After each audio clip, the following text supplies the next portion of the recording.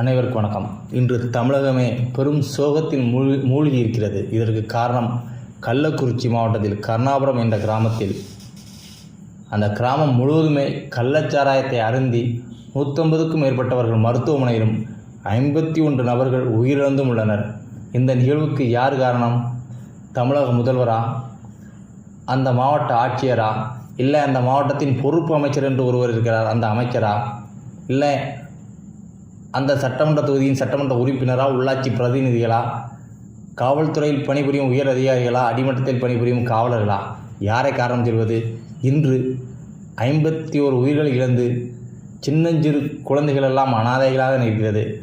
அப்பா அம்மாவை இழந்து, அண்ணன் தம்பி இழந்து இன்று அந்த குடும்பம் நிர்கதியாக இருக்கிறது. அந்த குடும்பத்துக்கு அரவணைப்பு யார்?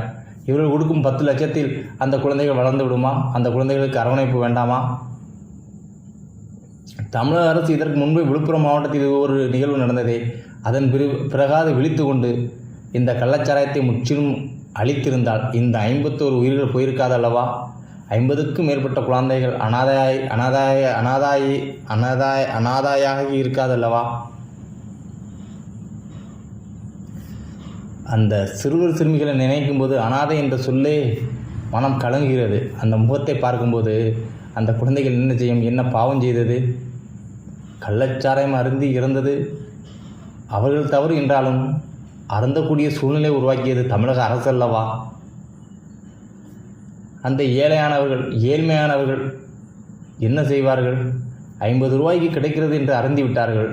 அவர்கள் உயிரல்லவா சென்று விட்டது. அவர்கள் உயிர் மட்டுமா சென்று விட்டது? அவர்கள் நம்பி வந்த அந்த பிஞ்சு குழந்தைகளும் இன்று அனாதையாகிவிட்டதே. அவர்களுக்கு அரவணைப்பது யார்?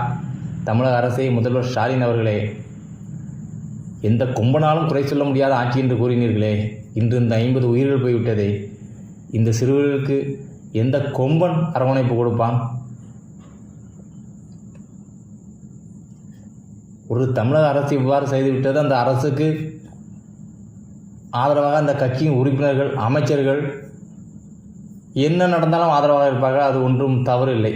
ஆனால் பத்திரிகையாளர்கள் என்ற போர்வையில் இருக்கும் விசமிகள் இந்த தமிழ்நாடு நாசமாக போவதற்கு காரணமே பத்திரிகையாளர் என்ற போர்வையில் இருக்கும் விசமிகள் தான்.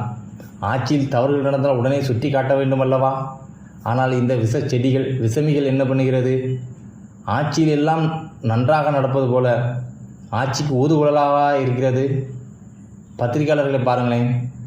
மணி, எஸ்பி லட்சுமணன் என்ற ஒரு திராவிட பத்திரிகையாளர், குபேந்திரன் என்ற ஒரு பத்திரிகையாளர், தராசு சியாம் பிரியன், இவர்களெல்லாம் பத்திரிகையாளரா? திராவிட ஆதரவாளர்கள் என்று போட்டுக்கொள்ளுங்களேன். பத்திரிகையாளர்கள் என்ற பொறுவையில் ஏன் தமிழக அரசையும் கெடுத்து உங்களை நம்பி உங்களது பேச்சை கேட்டு இருக்கும் மக்களையும் முட்டாளாக்குகிறீர்கள்? கள்ளச்சாராயம் மரத்துக்கு தமிழக அரசு தான் காரணம். முதல்வர் நடவடிக்கை எடுக்க வேண்டியதெல்லாம் முதல்வர் பதவி விலக வேண்டும் என்று அல்லவா இந்த பத்திரிகையாளர்கள் சொல்லியிருக்க வேண்டும். ஆனால் இவர்கள் கருத்தை பார்த்தீர்களா? கள்ளச்சாராயத்தை முற்றிலும் ஒழிக்க முடியாது. முதல்வர் என்ன செய்வார்? கீழ்மட்டத்தில் உள்ள காவலர்களும் அதிகாரிகளும் தவறு செய்து விட்டார்கள் என்று கூறுகிறார்கள். இது உத்தரப்பிரதேசத்திலோ மத்திய பிரதேசத்திலோ நடந்திருந்தால் இந்த பத்திரிகையாளர்கள் வாய் எவ்வாறு செயல்படும் தெரியுமா? ஆட்சி நிர்வாகத்திறன் சரியில்லை.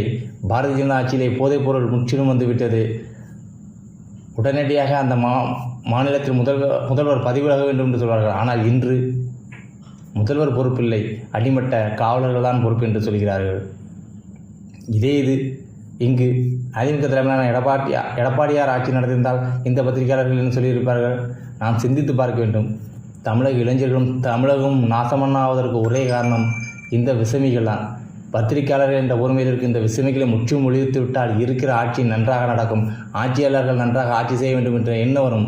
இந்த பத்திரிகையாளர்கள் இருக்கும் வரை என்ன தவறு நடந்தாலும் அந்த தவறுக்கு ஆட்சியாளர்கள் பொறுப்பில்லை, இங்குள்ள மக்கள் தான் பொறுப்பு என்று ஊதுகுழலாய் ஊதுவார்கள். ஆகவே திராவிட பத்திரிகையாளர்களே, நல்லா இருப்பீர்கள். நீங்கள் 500 1000 ரூபாய்க்கும் ஆசைப்பட்டு பத்திரிகையாளர் என்ற போர்வையில் மக்களை நாசமன்னாக்காதீர்கள்.